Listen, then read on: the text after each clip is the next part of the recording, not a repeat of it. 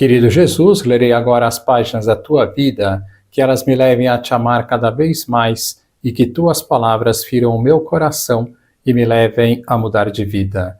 O Evangelho de hoje é o Evangelho de São João, capítulo 6, versículos 60 a 69. Naquele tempo, muitos dos discípulos de Jesus que o escutaram disseram: "Esta palavra é dura, quem consegue escutá-la?" Sabendo que seus discípulos estavam murmurando por causa disso mesmo, Jesus perguntou: "Isto vos escandaliza? E quando virdes o Filho do Homem subindo para onde estava antes? O Espírito é que dá a vida, a carne não adianta nada. As palavras que vos falei são Espírito e vida, mas entre vós há alguns que não creem." Jesus sabia desde o início quem eram os que não tinham fé e quem havia de entregá-lo. E acrescentou: "É por isso que vos disse, ninguém pode vir a mim a não ser que lhe seja concedido pelo Pai." A partir daquele momento, muitos discípulos voltaram atrás e não andavam mais com ele. Então Jesus disse aos 12: "Vós também vos quereis ir embora?" Simão Pedro respondeu: "A quem iremos, Senhor? Tu tens palavras de vida eterna. Nós cremos firmemente e reconhecemos que tu és o Santo de Deus." Palavra da salvação, glória a vós, Senhor. Vamos olhar para Jesus, como vimos nas palavras anteriores de Jesus no discurso da promessa eucarística. Nosso Senhor nos disse que nos daria a sua carne a comer e que este será o pão da vida. Vemos no final do discurso uma reação de incredulidade por parte de muitos discípulos. Eles estavam achando que comeriam a carne de Jesus no sentido material. Por isso disseram: "Esta palavra é dura, quem consegue escutá-la?" Vendo a reação dos discípulos, Jesus disse: "Isto vos escandaliza? E quando virdes o Filho do Homem subindo para onde estava antes?" O que Jesus quer dizer com estas palavras? Quer dizer que não é neste sentido que eles estão pensando. Eles estavam pensando que, ao comer a sua carne, logicamente, Jesus deixaria de existir. Mas tanto não é verdade isso, que ele subirá aos céus.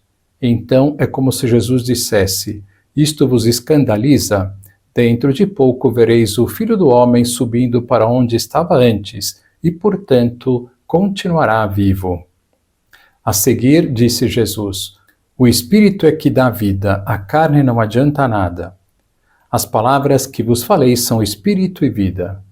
O que Jesus quer dizer com estas palavras? Quer dizer que suas palavras devem ser interpretadas em sentido espiritual e não carnal. Para isso, dá o exemplo da carne que, sem o Espírito, não tem vida.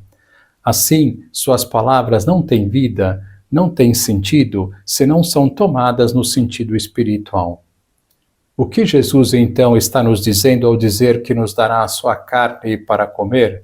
Está nos dizendo que, sim, comeremos o seu corpo, pois na hóstia está o próprio Cristo nela, com seu corpo, seu sangue, alma e divindade, mas de um modo misterioso.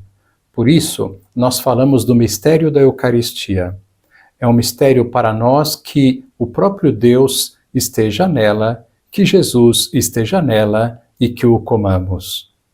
Neste sentido espiritual, o que Deus quer com a comunhão é que nos tornemos um só com Ele. Assim como duas pessoas que se amam se unem numa união de amor, assim Deus quer se unir a nós. Assim como o marido e a mulher se tornam uma só carne, assim Deus quer ser um só conosco.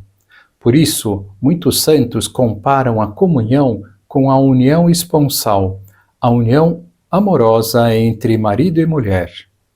E se vivemos uma relação de amor com Deus, o momento mais esperado é o momento da união total do amor, isto é, a comunhão.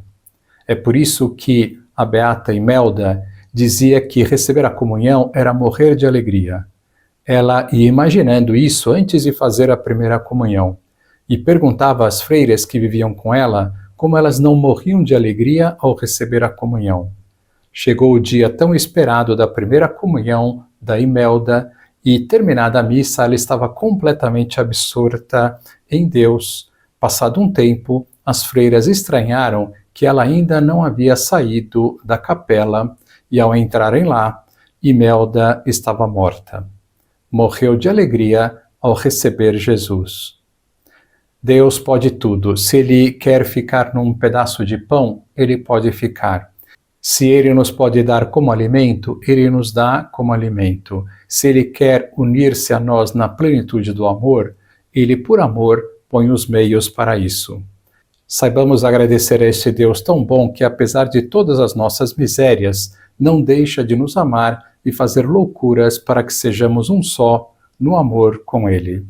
Agora vos dou a bênção para este dia, a bênção de Deus Todo-Poderoso, Pai, Filho e Espírito Santo, esteja sempre convosco e permaneça para sempre. Amém.